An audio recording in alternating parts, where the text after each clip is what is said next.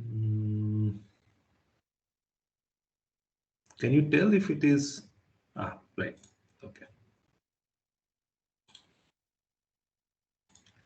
Good. So this is an important slide. So can you tell what is the? So this is just some data, right? Can you tell how to interpret this data?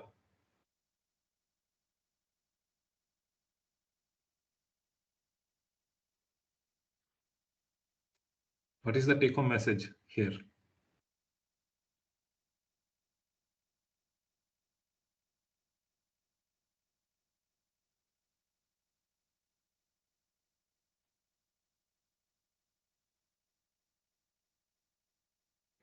Higher the attendance, higher the grade.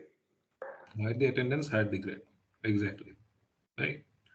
So, I mean, you will see that this course, I mean, maybe you are interested, maybe you are not interested. That's perfectly fine. But what you will see is that there is a lot of things to learn about from this course, which is about life, right? Because this is a science of living system, and we are all living systems. So even if you think that this is not going to be of any use to your career, you never know. But still, there are some things that are good to know, and especially in this condition when we can see that a small strand of RNA can create such a huge problem for the whole world, right? So what we try to do is basically keep this course light on information and more on discussing uh, the different aspects of this of biology, and give you some um, so it's more logical rather than information heavy. Okay, so three teachers will teach you this course, and what we will try to do is point out that okay, these are the things you don't have to remember, and these are the things that you have to absolutely understand, because we are going to ask questions based on those. And of course, we'll try to highlight certain interesting aspects of whatever we are going through. So this course is about science of living system, right? And Professor Samanto, he introduced you to this particular experiment. So what I'm going to do is I'm going to actually start from there and talk about these molecules. So if you think about molecules of life, then there are these four molecules: proteins, carbohydrates, nucleic acids, and lipids.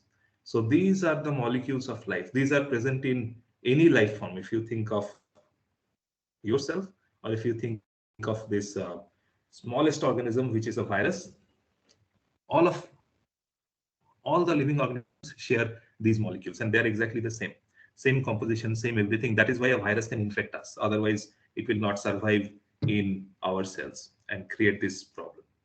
Okay. So the first part of this course is where we actually talk about this molecule. So typically it's called molecular biology, right?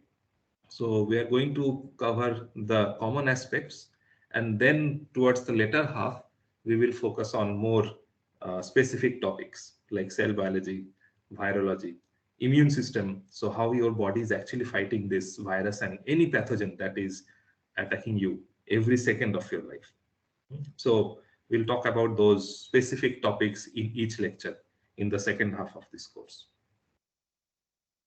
So if you attended the last lecture, or if you saw the recording of the lecture later on, you will know by now that information is stored in this particular type of molecule called the nucleic acid. Okay, and many of you must have already seen this. So this is the DNA double helix structure. So nucleic acid, it comes in two flavors, DNA and RNA, right? And this is something that we keep on hearing every day now. So DNA stands for deoxyribonucleic acid, RNA stands for ribonucleic acid.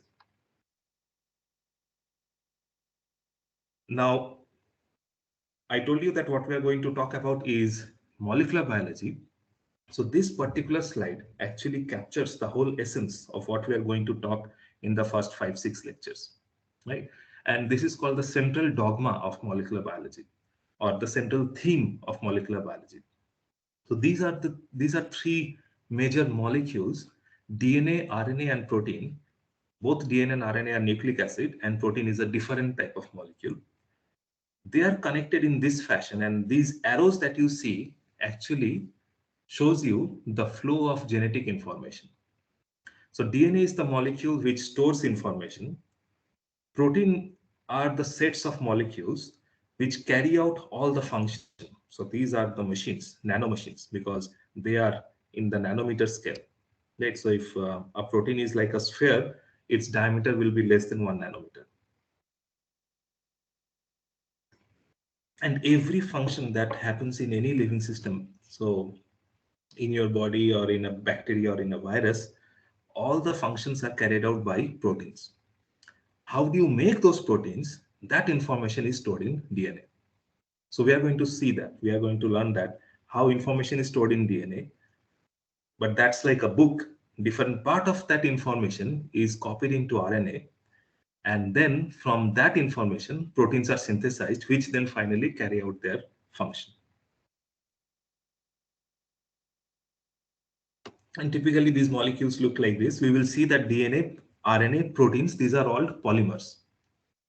So any idea what is a polymer? I mean, you guys should know this by now.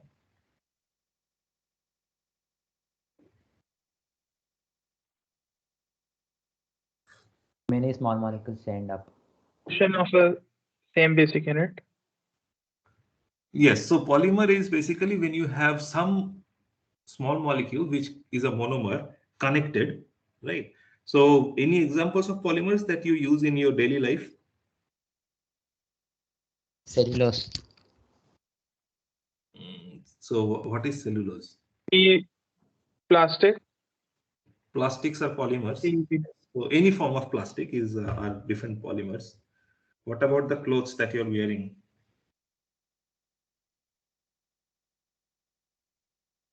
That's also a polymer, right?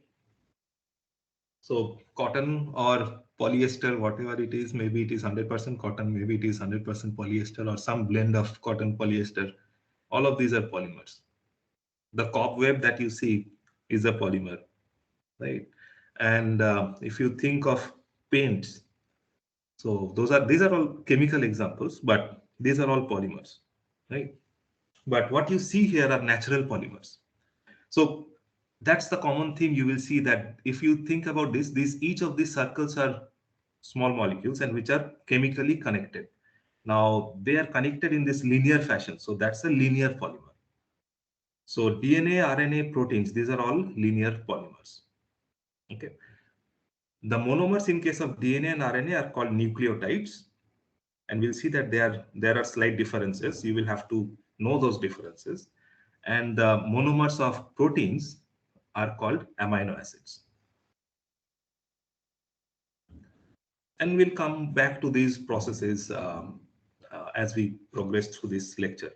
So when you copy information, so you have some information encoded in a molecule of DNA, you want to copy that. So basically copy that whole molecule into another molecule. That process is called replication. So we don't call it copying, we call it replication. And the machine or the photocopier that does that job is called the DNA polymerase. So that's a protein. Okay. DNA is a very big molecule. So it's like a book, right? It has all the information of life. If you want to copy a specific part of the DNA, so it's like making a photocopy or Xerox copy of, let's say, chapter 3. So that is done where you don't synthesize another DNA molecule, you synthesize a RNA molecule, which will copy of only a small part of the DNA. That process is called transcription, and the machine that carries that out is called RNA polymerase. And then finally, using that information, proteins are synthesized, and this process is called translation. We will see why this is called translation, because the language actually changes. So what we will see is that DNA, RNA, these are languages which has only 4 letters, right? And proteins, that's a different language, and it has 20 letters. So you're going from a 4-letter language to a 20-letter language. So you have to translate. So that's why this process is called translation. And the machine that carries out this translation is called ribosome. So it synthesizes protein by reading this information encoded in the RNA.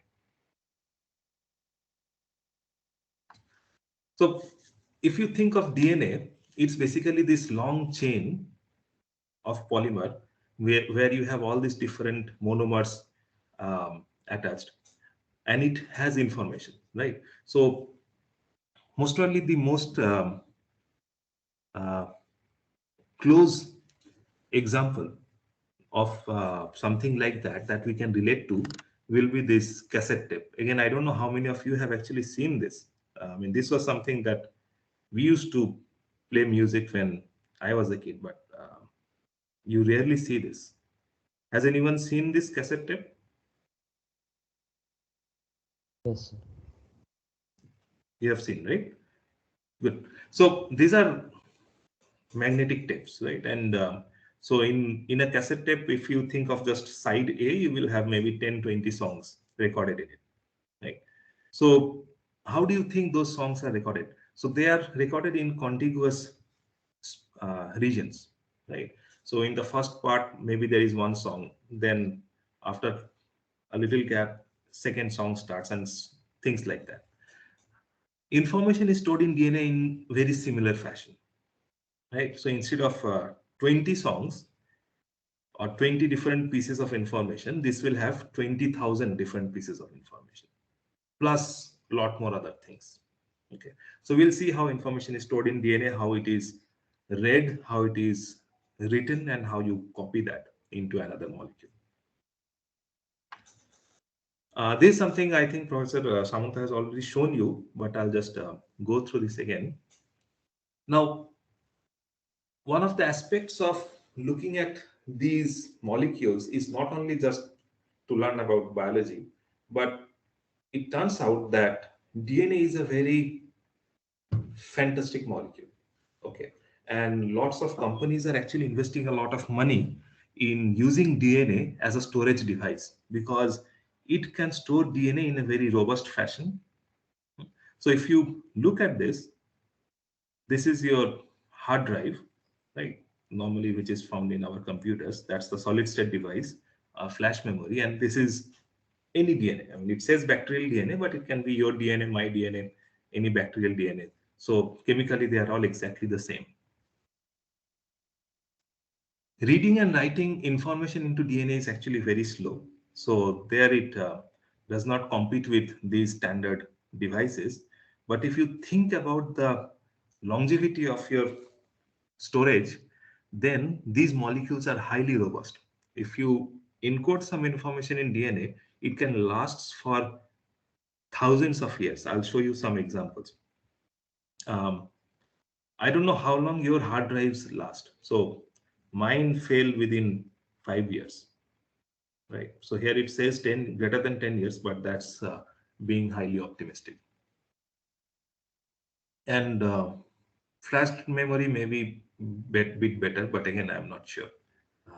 I lose my pen drives faster than this. Power usage is another problem. So you can see that when you store information in DNA, you don't have to worry too much about it. It's actually you don't have to do anything, right? You can just leave it like that. So the power usage is much less. And if you think about the data density, then that is also at least 1,000 times better than flash memory and 1,000,000 times better than hard drives, right? So we'll see why DNA has such a high data density. Now it turns out that if you can synthesize 1 kilogram of DNA, you can actually store almost the world's entire data. So 1 gram of DNA can actually store 455 exabyte. Okay, so you can imagine how much can be stored in 1 kilogram. This estimate was around 3 to 4 years back. Maybe you will need a little bit more DNA now, but that sort of gives you an idea. I don't know how many of you are aware of this, because many of you are in computer science, right? So have any one of you seen this project from Microsoft?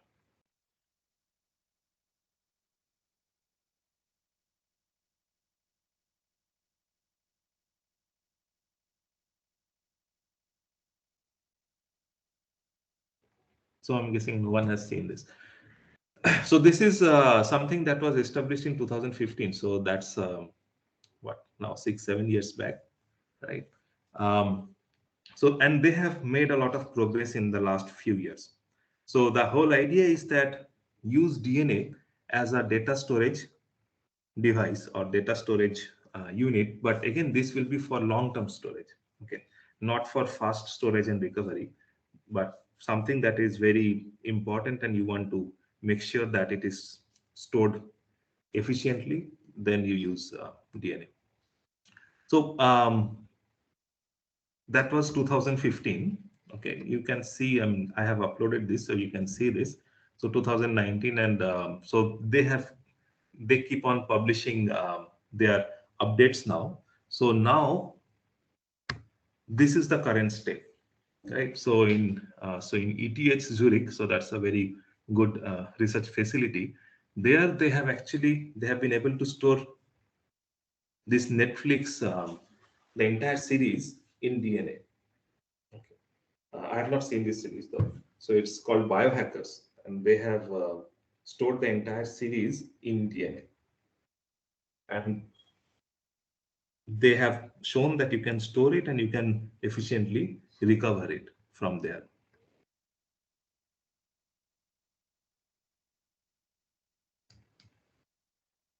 So what you see here is actually a data storage center. So you know what is a data storage center? Data center?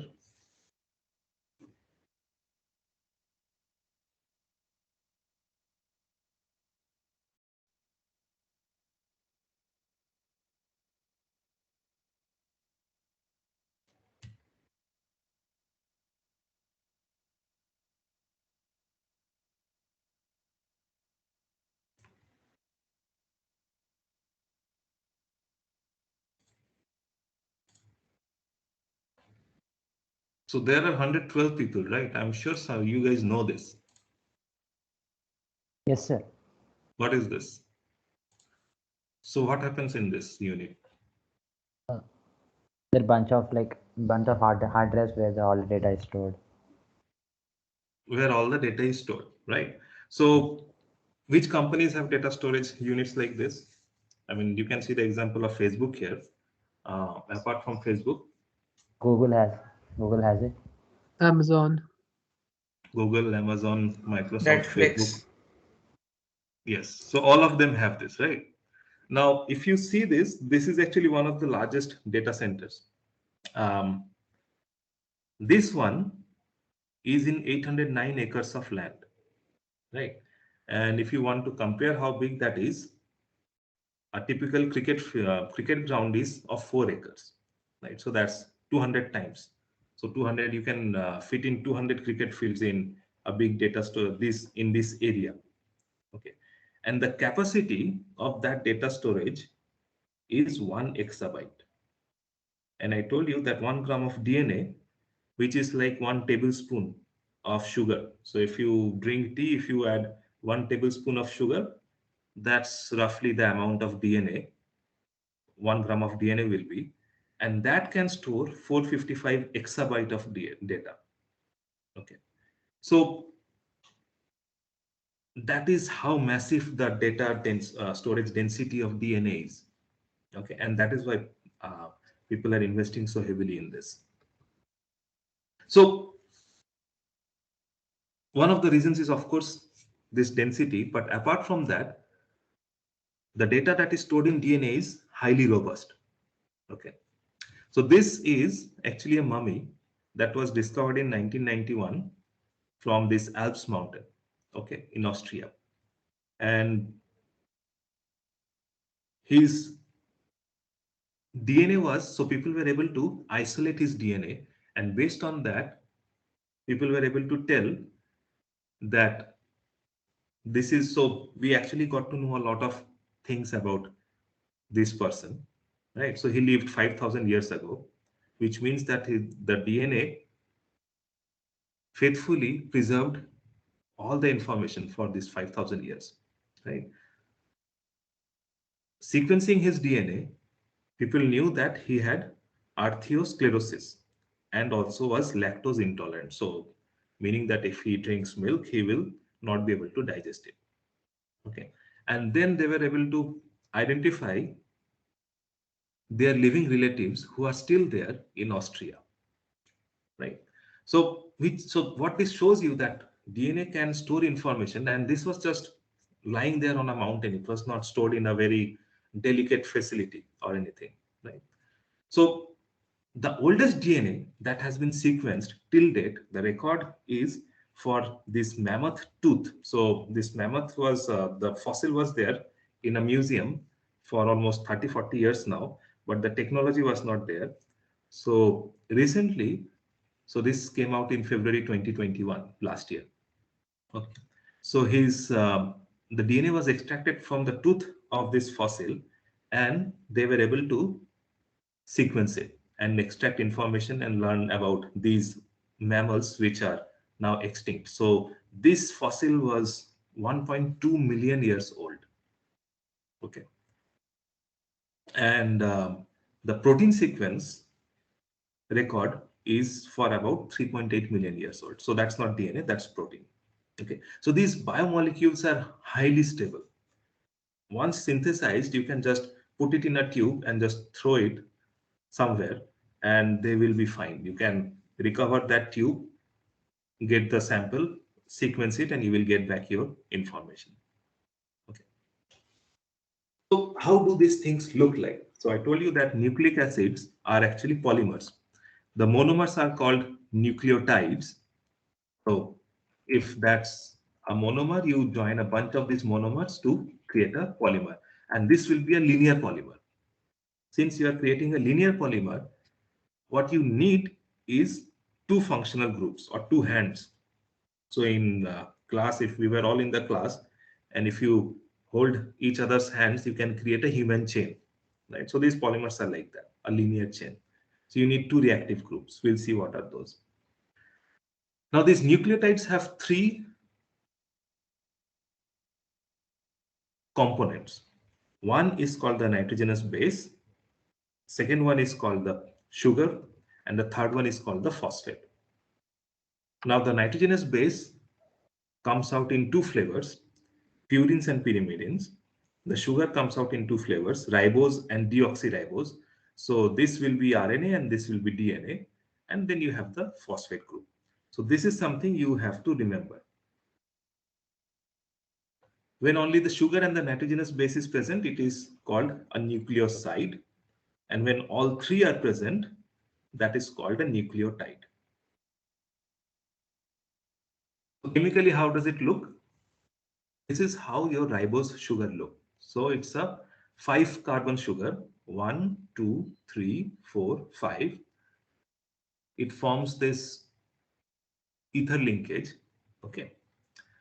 At this first position, you have the nitrogenous base, and at this fifth position, you have the phosphate group. So this chemical structure is something you should know. This is ribose, and deoxyribose is when this 2' position has H instead of OH. So there will not be any OH, it will be only H. That will be a deoxyribose. So that's the difference between ribonucleic acid and deoxyribonucleic acid. That's the first difference. There are two more that we will see. So this is H, this is OH at the 2' position. This is an ester bond. That's basic chemistry. You have seen that before. And this particular bond between this carbon and the nitrogen of the purine or pyrimidine base is called N-beta glycosyl bond. So that's the basic structure of purine and pyrimidine. So purine has two rings fused, a 6-membered ring and a 5-membered ring fused together. And pyrimidine is only a 6-membered ring. You do not have to remember these structures. Okay. So don't worry about these structures of purine and pyrimidine. As long as you remember that there are two types of nitrogenous bases and they are named as purine and pyrimidine, that's enough. So purines are again of two types. One is adenine, the second one is guanine. So again, you have to remember the names. Don't worry about the chemical structures. And the pyrimidines are of three types: cytosine, thymine, and uracil. It turns out that these adenine, guanine, and cytosine, they are common for both DNA and RNA. But this one, so in case of DNA, you only get thymine, and in case of RNA, you get only uracil. So it's either thymine or uracil. So this is for DNA. So these four bases are present in DNA, and 1, 2, 3, 4, these four bases are present in RNA. The only difference between thymine and uracil is this methyl group at this position. Okay. So again, you do not have to remember the chemical structures. All you have to remember is the names: adenine, guanine, cytosine, thymine, uracil, these names, and the fact that thymine is present in DNA and uracil is present in RNA. So when you put all of these units together, you get the monomer of DNA or RNA. Right? So here is your ribose or deoxyribose sugar. So you see this is H, so this is for DNA, that's deoxyribose sugar. That's the base, in this case that's the adenine and the phosphate group. So the only thing that happens is the base changes, the sugar and the phosphate group remains the same. So these are the four monomers of DNA, and they are in short called AGTC, or since this is only one phosphate, it can also be called AMP, where AM is monophosphate. Okay. And the corresponding four monomers for the RNA are this. So again, the only difference is that there is OH at this 2' position, and these three bases are same. This one is uracil instead of thymine. So AGUC.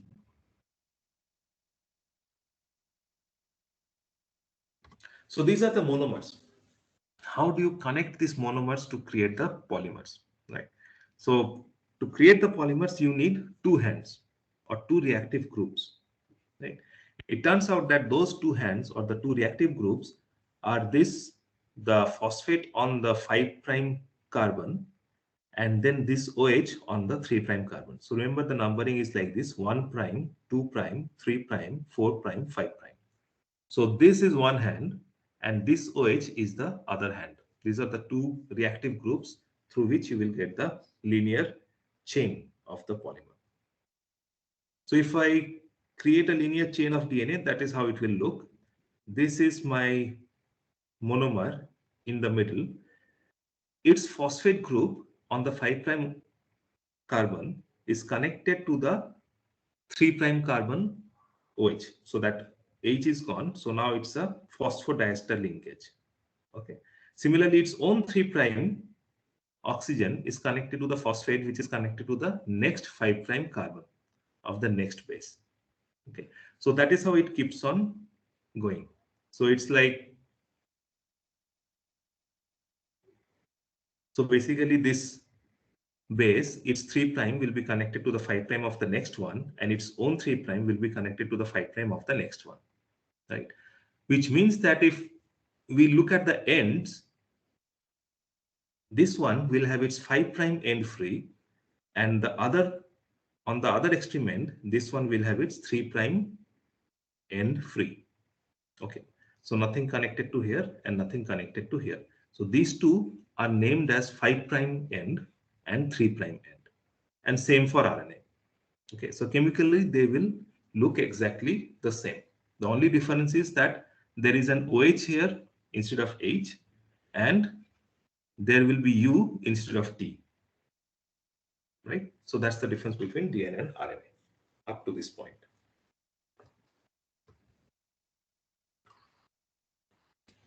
So then the question is how information is stored in DNA, right? So how information is stored in your computer?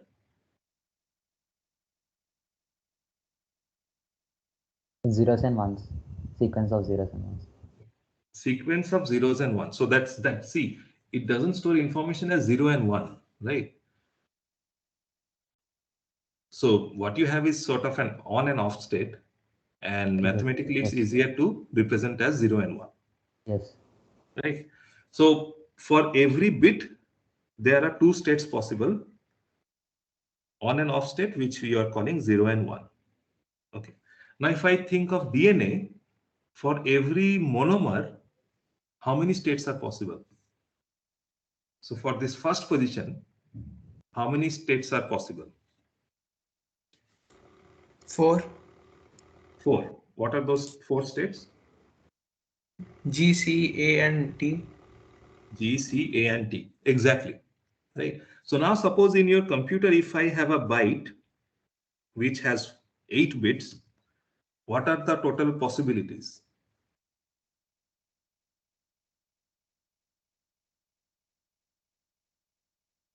So what do you say that in a byte, how much information can you store? So what are the different arrangements of your zeros and ones? Right? How do you define that? So in a string of, let's say in a string of 2 a power byte. 8 permutation. 2 to the power 8, right? Because for the first question, there are 2 possibilities. For the second one, there are 2 possibilities, so on and so forth. So 2 to the power 8. Now, if I have a DNA which has 8 nucleotides, then what are the total possibilities?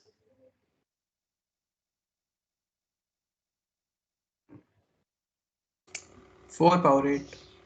4 power 8, right? So can you see that a string of DNA can actually store more information than a string of your the semiconductors, Yes. right? Because you are going from a binary system to a, what system are you going to?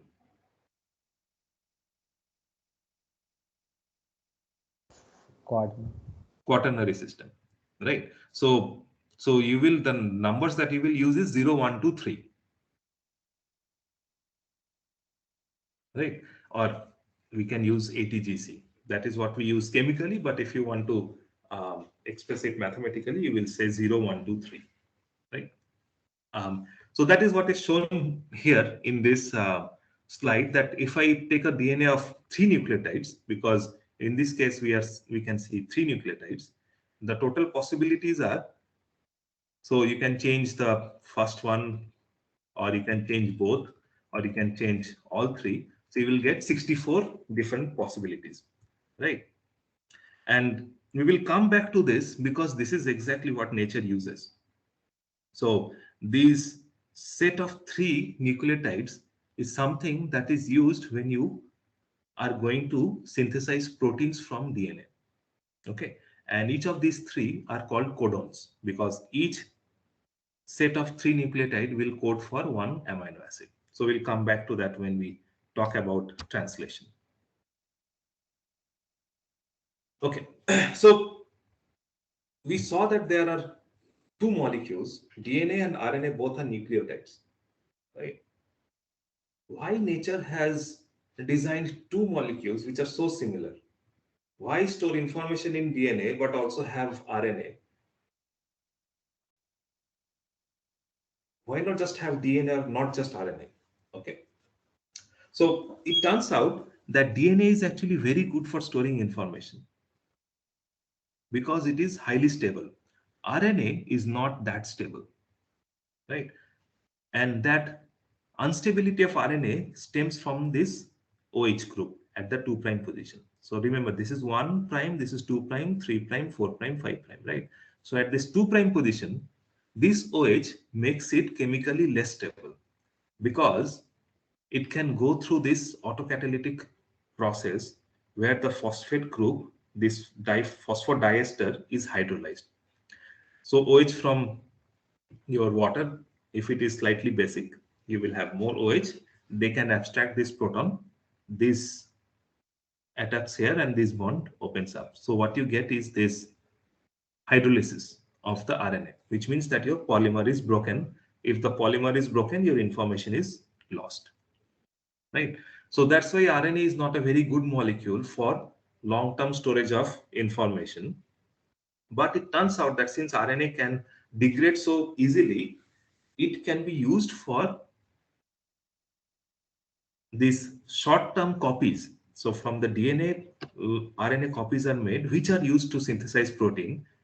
And once you are done with that synthesis, you can quickly destroy the RNA, because RNA is highly susceptible to this type of reaction. Okay, but this destroying the DNA will be little more energetically demanding, right? So you store the information in DNA, make cheap copies in RNA, synthesize protein from those copies because the information is exactly the same, and then you quickly get rid of the RNA, right? So that is how things work in our body, right? What about this SARS-CoV-2 virus? What does it use to store its information? RNA. So it uses RNA, right? It is not using DNA. Now, one of the drawbacks of storing information in RNA is that since the molecule is not so stable, it can get corrupted very easily, right? And that is why this virus picks up so many mutations. Okay, so what is a mutation? Mutation is nothing but wherever there was a, by mistake it becomes a T. Okay, or maybe you have a chain, there is some hydrolysis, some part goes out, and then some other molecule comes and rejoins it, so some part is removed. Okay, so all these sorts of things can happen, and that is what results in all these mutations. So I don't know, this the current one, Omicron, has something like 40 mutations. Okay, so that's a very high rate of mutation. In our case, when you copy the whole DNA, our DNA is much bigger. It is 3 billion base pair long. In case of this virus, it is several thousand, only a few thousand bases long. Okay, but it is making so many mistakes. In case of our DNA, when the DNA is copied, out of these 3 billion, maybe 3 mistakes are made. So 1 in a billion. So that's one of the issues of storing information in RNA. For complex organisms, you don't want to have so many mistakes, but for virus, since it's such a primitive form, it can tolerate those mistakes, and sometimes it is in its advantage because it can mutate fast and escape the immune system. So even though many of us got infected by the previous virus, and then we also got vaccines, but this Omicron is still infecting so many people. It's not causing serious illness, but it is still being able to infect them because it has picked up so many mutations, and it is slightly different from the previous versions. Okay, so the last biggest difference between DNA and RNA is that RNA is a single strand, meaning that it's just one chain. Okay, but DNA typically exists as 2 chains, right? So you can see this is one chain and this is another chain, and they are running in opposite directions. So this is 5' to 3', and this is 3' to 5'. They are running in opposite directions, and they are held together by hydrogen bonds. So I hope all of you know what is a hydrogen bond, right? So hydrogen bonds are formed when you have a hydrogen attached to an electronegative element. So there is a dipole between them. So this will be plus delta, this will be minus delta. And then you have another electronegative element which is very close to it within 3 angstrom. So there is a dipole-dipole interaction, right? So that is your hydrogen bond. Now it turns out that because of the way these chemical structures are, adenine and thymine can form hydrogen bonds with each other, and guanine and cytosine can form hydrogen bonds with each other. So AT forms a pair, GC forms another pair, right? And if you notice, you will see that for AT, there are 2 hydrogen bonds, and for GC, there are 3 hydrogen bonds. Okay, and we'll come to this in 5 minutes because this will actually have implications on the stability of this duplex. So duplex means 2 strands of DNA. So this is what lists whatever I have said so far. That DNA has these 4 different bases.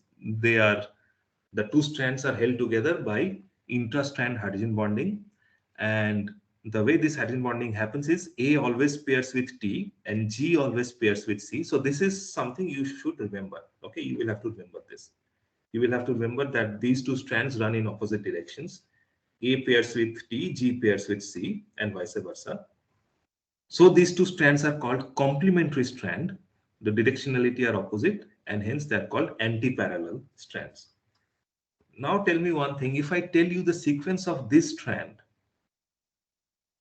will you be able to tell me the sequence of the complementary strand? Yes, sir. Yes, right. So there is 1-to-1 correspondence between them, right? So if you know the sequence of one strand, you can easily derive the sequence of the other strand. So they are not storing any independent information. Okay. So then why bother? Why synthesize this additional strand and basically you are doubling your material cost for storing the same information?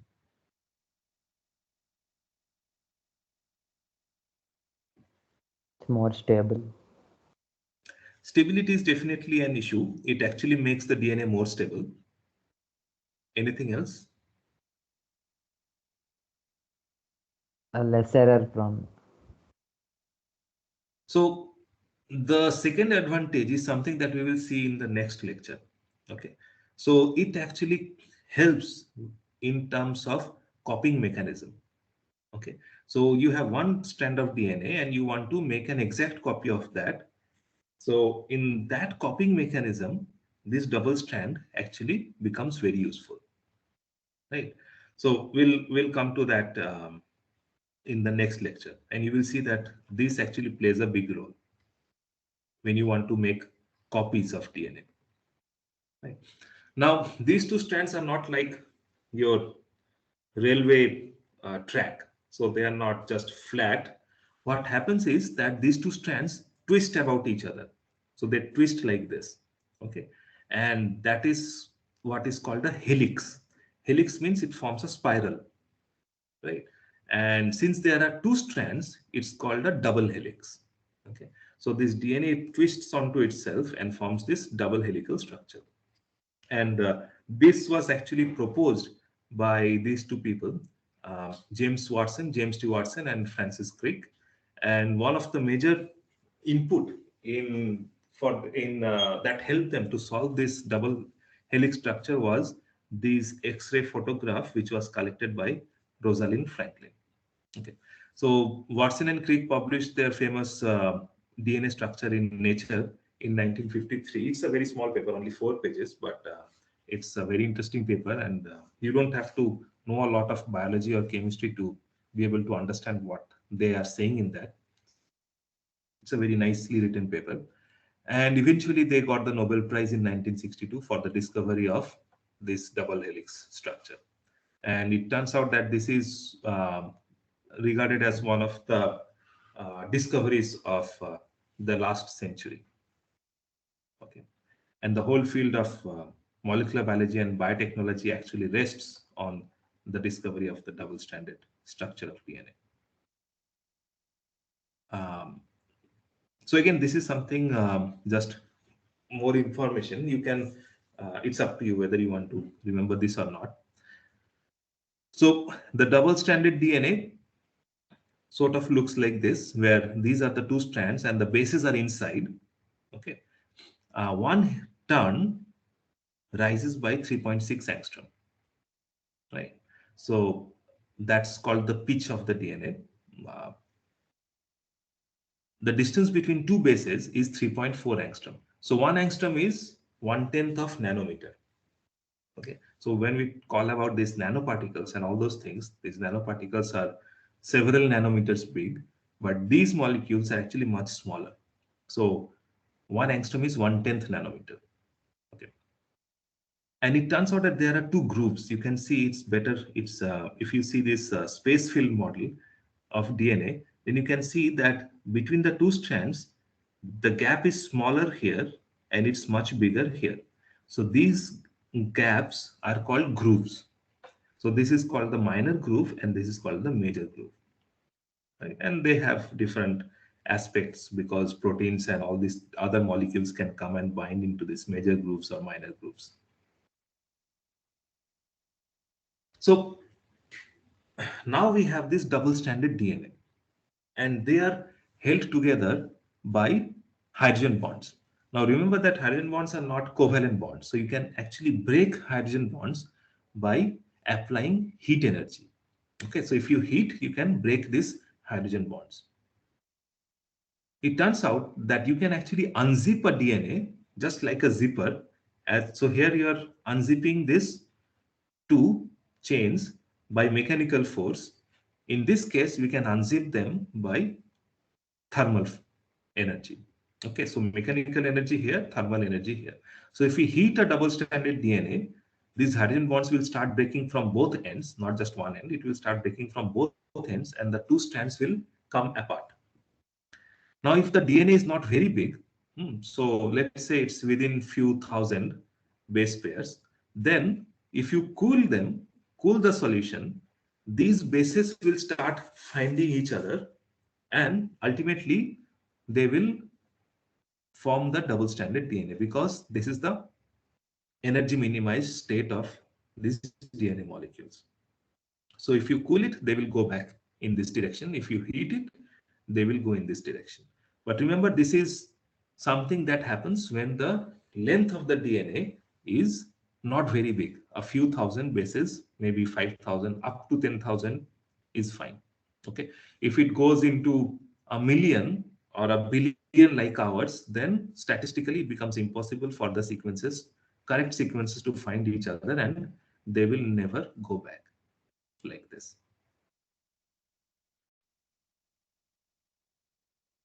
Okay. So now let's assume that I give you two solutions. So if you take DNA solution, it looks nothing but a clear, colorless, clear solution, just like water. Okay. So I have two test tubes. I give you two DNA and they have two different types of DNA. The length is same. Let's say the length is around 200 bases long. Okay. So two double-stranded DNA in two tubes. I do this experiment for both, where I am heating the tubes and I am following how much denaturation is happening. So I am observing by some method. Let's not worry about that.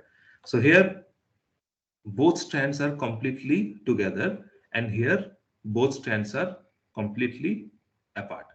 Okay, and this is the percentage of denaturation that happens. The temperature at which 50% of the molecules are opened, that temperature is called the melting temperature. Okay. Now you see that in the two tubes, you have this DNA solution, 200 bases long each, but they have different melting temperature. Any idea why that can be why that is so? How can you explain this?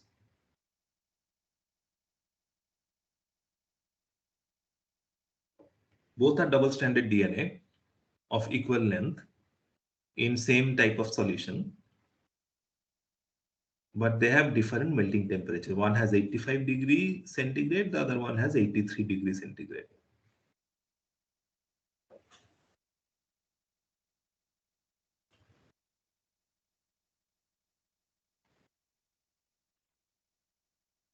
The lower temperature one would have more AT bonds than CG bonds.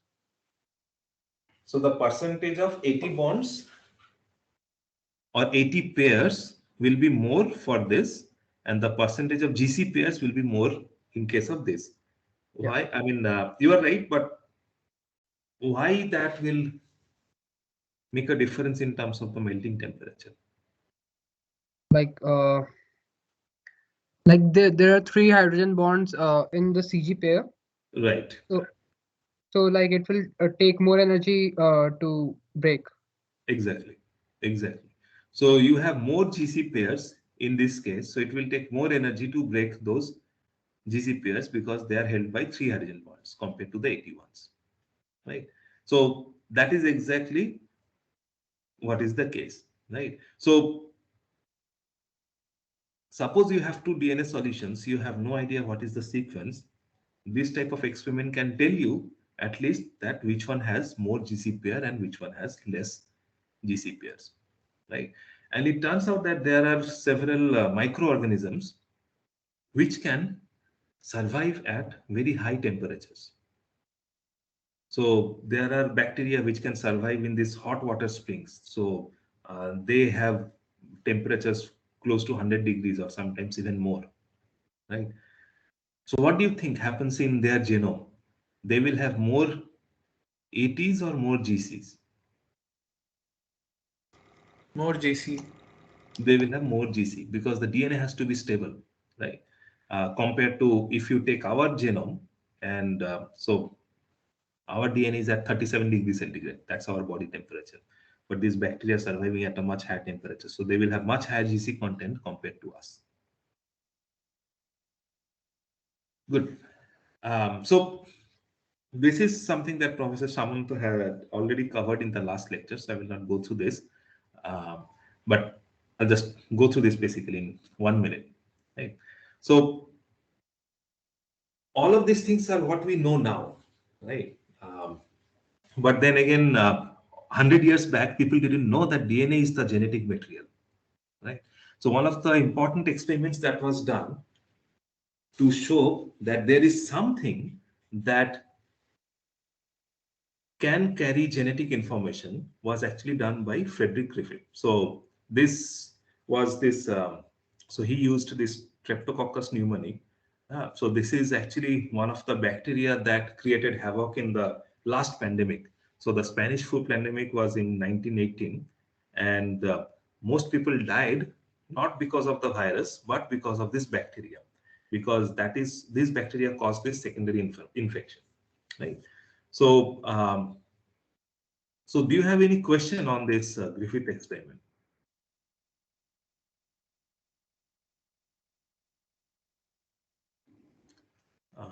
Okay. Anyway, I mean, I guess so. Professor Samant actually did a very nice job of explaining that. So I'm not going through this. You can go through this, go through his video. Okay. So what it basically shows you is that there is something that converts this rough, non-virulent strain of bacteria into this smooth, virulent strain of bacteria. Um, so that's the transformative principle. But it was not known what is that. Is it DNA, RNA, or protein? And that was actually shown by other people using a different set of experiments where you selectively destroy the protein or the RNA or the DNA and see if this transformation happens. So when you destroy DNA, you don't see any transformation.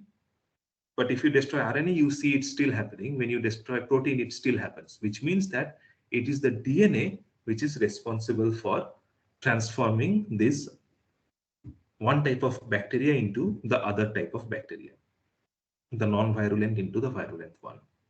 Okay, so all of these experiments were done. So this was 1928, and these experiments were done in around 1940s. Okay, and then in 1953, Watson and Crick came up with the double-stranded structure of DNA, and then we had this picture, physical picture of what DNA looks like, how it replicates, and how it can do all of this transformation and things like that.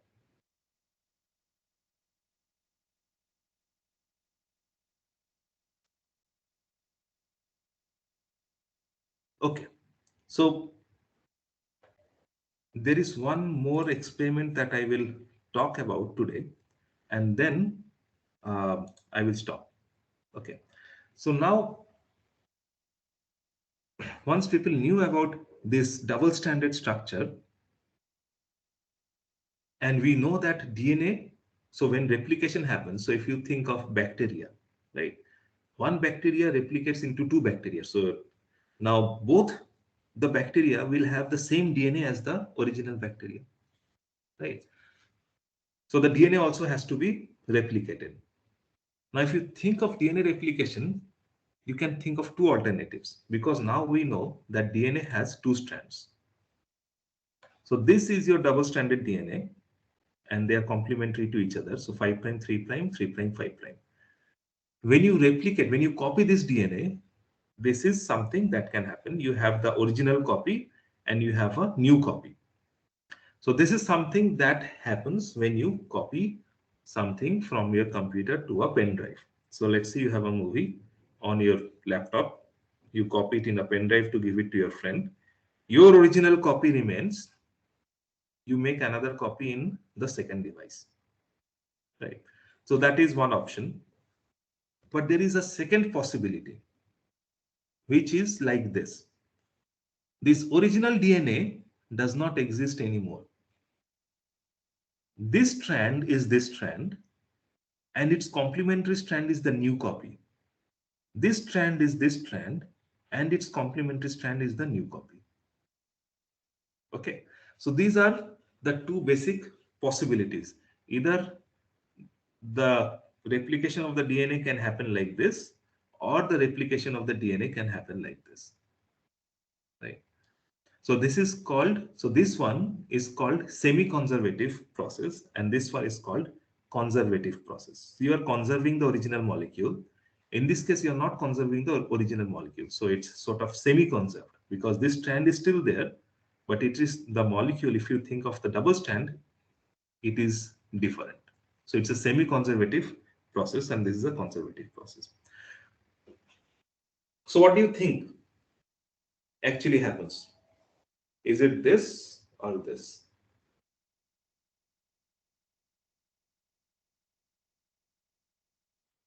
When DNA replicates, is it this, the first one, or the second one? Second one. Second one. So you think it's not like this copying mechanism like we do in our computers?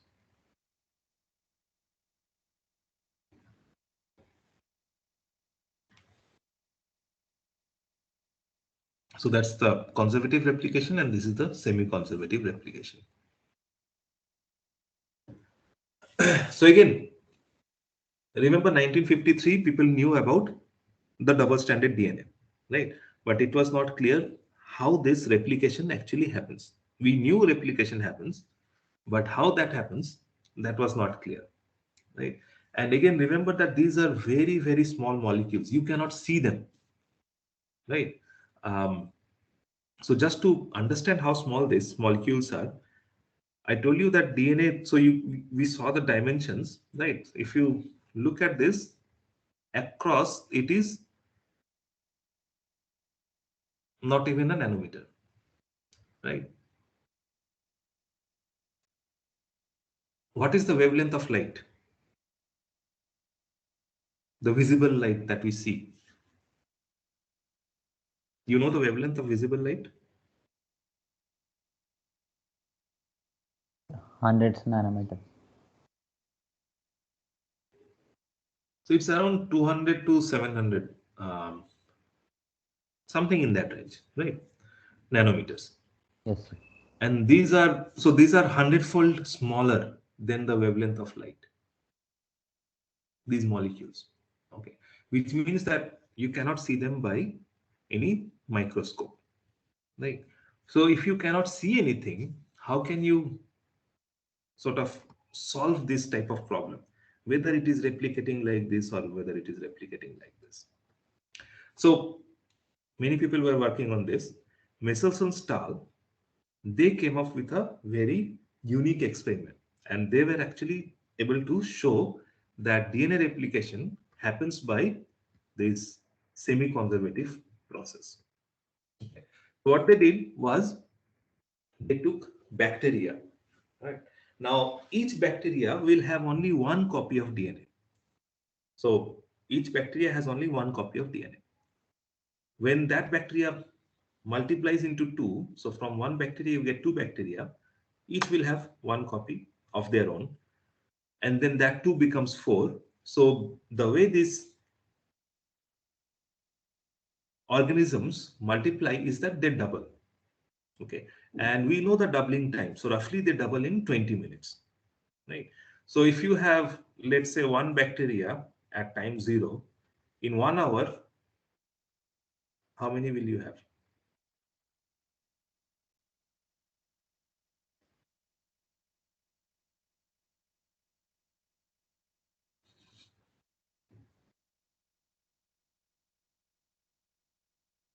So if you start with one bacteria, how many you will have at the end of 1 hour?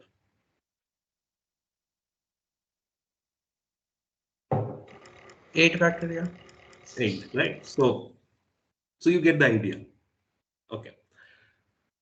Now what they did was they took this bacteria, again, you cannot pick one, you start with some, and they put this bacteria in this N15 media. Now these bacteria, actually, these are fascinating organisms. You don't have to give them much. Okay, so what this media is, it's basically a solution. You have some salts, sodium chloride, basically like you take your salt that we take use to make our food. You can just use that salt also. That salt, glucose, and ammonium chloride. So glucose is the source of carbon and hydrogen. Ammonium chloride is the source of nitrogen. Everything is mixed in water, so water is there. And then you take your tablespoon of salt, and it will have all the other minerals along with sodium and potassium, right?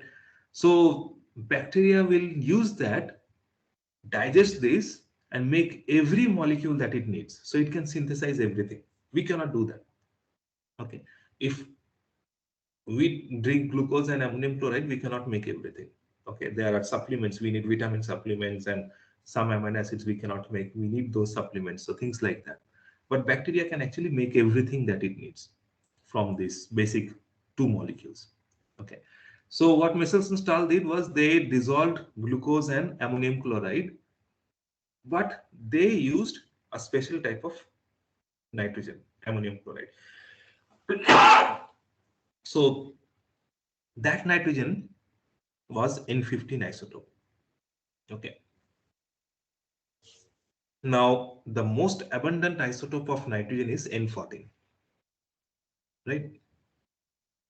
N15 has very less amount, so you have to somehow enrich N15 and make that. So it's available in the market. We also buy it. So they use that 100% N15 ammonium chloride to grow the bacteria. So now let's say you start with a small amount of bacteria and let it grow for 2-3 hours. You will have a lot of doubling. So most of the bacteria that you will have, let's say at the end of 3 hours, will have their DNA made up of N15 nitrogen, right? So all the nitrogen in the DNA of the bacteria will be N15 nitrogen. So then they took some of that bacteria, cracked open the bacteria, took the DNA and ran it through this particular centrifugation, right? So what is this centrifugation? It is called ultracentrifugation. So what they did,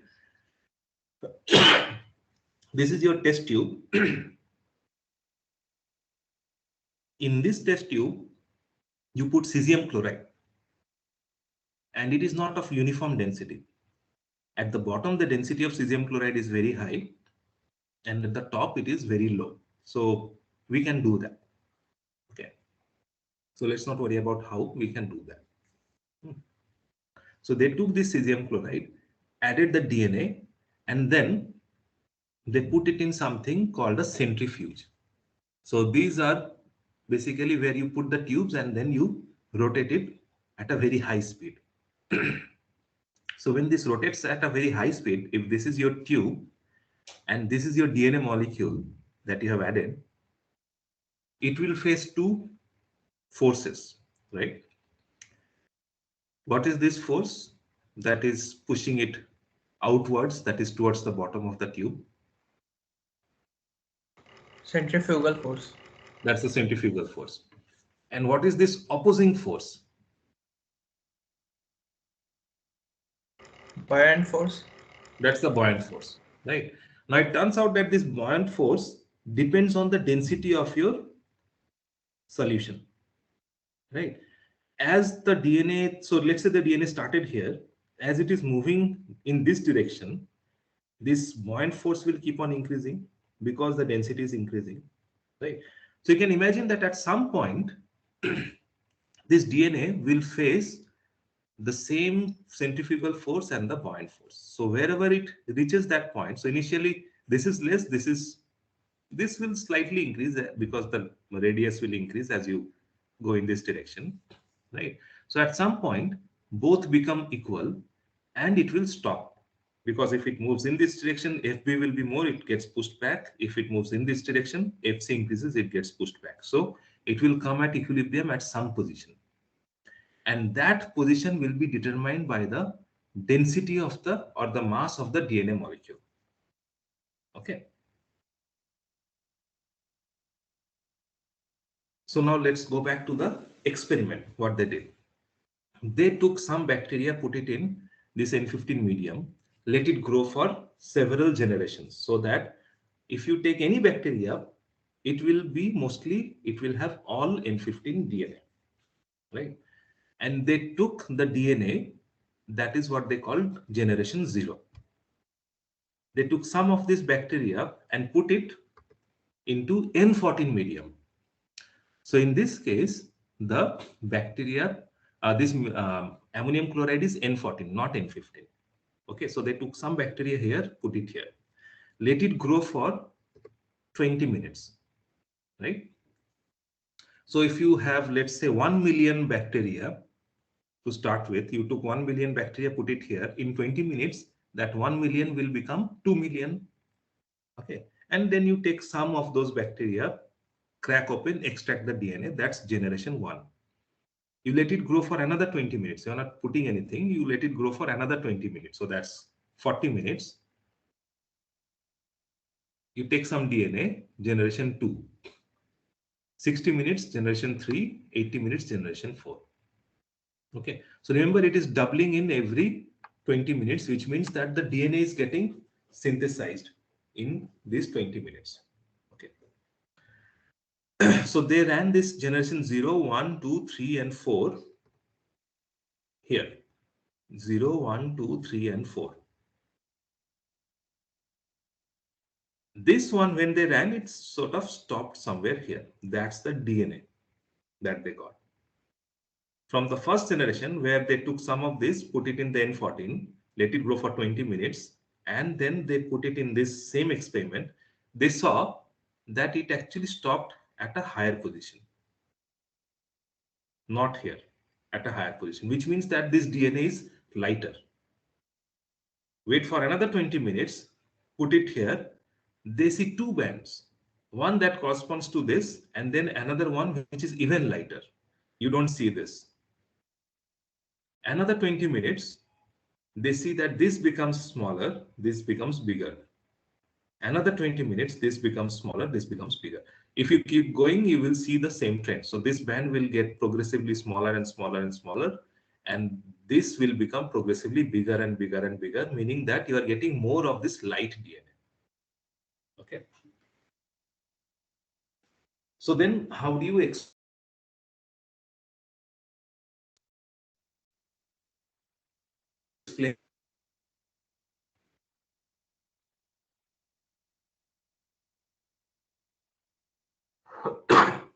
So remember, there are two strands of DNA. In this case, both DNA strands have N15 nitrogen, and it has certain molecular mass, which you get here, right?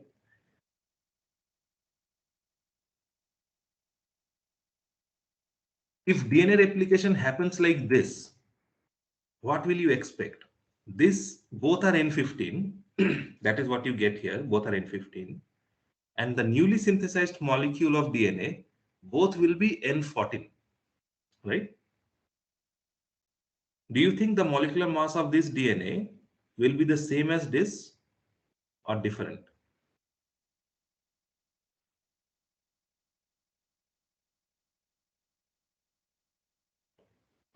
So in this case, all the nitrogens are N15, and in this case, all the nitrogens are N14. Carbon, proton, oxygen are same. Phosphorus, they are same.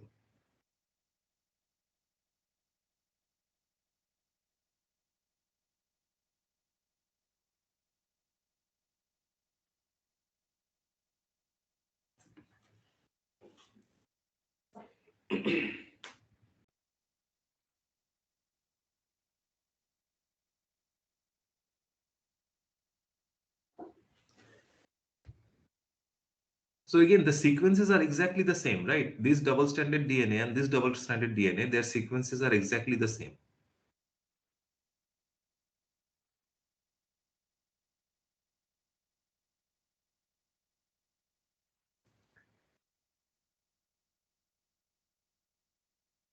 What about the mass?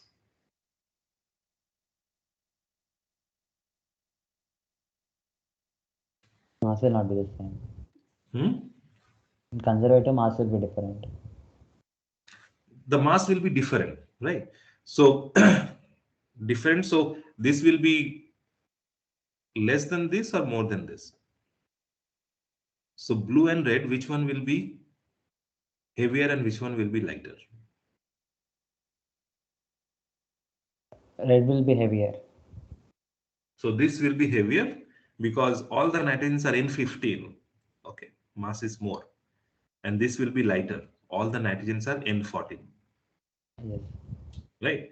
So if this was the process after in the first generation, you should see two types of DNA. One, the original DNA, and then this lighter DNA. You should see two bands. But we don't see that in their experiment. If it is semi-conservative, then what happens? This is N15, this is N14, and this is N15, this is N14. So on an average, their mass will be the same. So you will see only one band. That is what you see here. Right? And that one band will be lighter because one is N15 DNA, the other one is N14 DNA. Right? So if you just do only this much, you can tell, yes, it is semi-conservative. The rest actually proves it even further. Now, let me show you this one. Initially, you start with this, both N15, both are blue. Semi-conservative replication, what it makes is one strand is blue, the other one is red. So this blue is N15, the red is N14. N15, N14. Okay. So the mass of this type of DNA will be less than this. So initially this DNA was at the bottom. This will be slightly above it. Okay. Next generation, all these four strands will be separated out. This blue one is this one, and its complementary will be red. This red one is this one, its complementary will be also red. This red is this, its complementary is also red. And this blue is this, and its complementary is red. So you will get these two where the blue ones are N15 and the red ones are N14. So they will have the same mass as this, so they will show up here. The middle two, both are N14, right? So they will be even lighter. So it shows up here. So you see these two bands of equal intensity. That is what you see here, right? Now, if these 4 becomes 8, you can see you will have only 2 strands like this, and the remaining 6 will be like this. So this will become much lighter, this will become much thicker, and it will keep on going like that. Okay, so you will never see this where both are N15. You will see this become smaller and smaller, and this becomes bigger and bigger. So that is how Michelson-Stahl were able to prove that DNA replication happens in this semi-conservative fashion. Okay. So whatever I said is sort of summarized in this slide. Okay, and it's shown again in this one. So just another way of looking at it. Okay, so I think that is enough for today.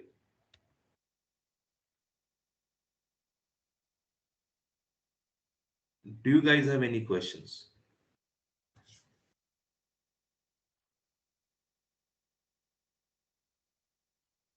Any questions about whatever I have taught today or whatever was taught in the last lecture or anything about this course or about biology in general?